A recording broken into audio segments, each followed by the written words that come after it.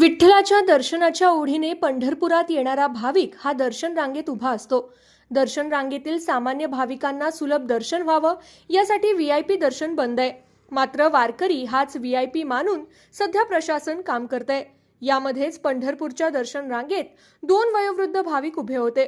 शारीरिक क्षमता सांभाळत हे भाविक विठ्ठलाच्या दर्शनासाठी रांगेत उभे असताना दिसले।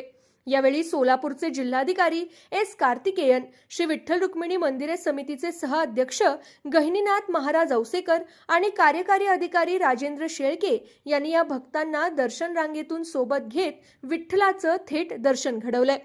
पंढरपूरच्या विठ्ठल मंदिरातील व्हीआयपी दर्शन बंद केल्यामुळे सामान्य भाविकांना सुलभ व जलद दर्शन मिळतं।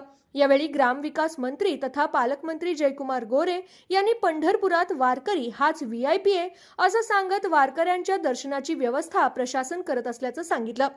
याच हेतूने दर्शन रांगेत शारीरिक क्षमता सांभाळत असणाऱ्या वयोवृद्ध नागरिकांना आज थेट विठ्ठलाचं दर्शन घडवत वारकरी हाच व्हीआयपी याची प्रचिती सोलापूरचे जिल्हाधिकारी आणि मंदिर प्रशासनाच्या माध्यमातून करून देण्यात आली। विठ्ठलाची दर्शन रांग सध्या गोपाळपूर रोडवरील पत्रा शेड पर्यंत आहे।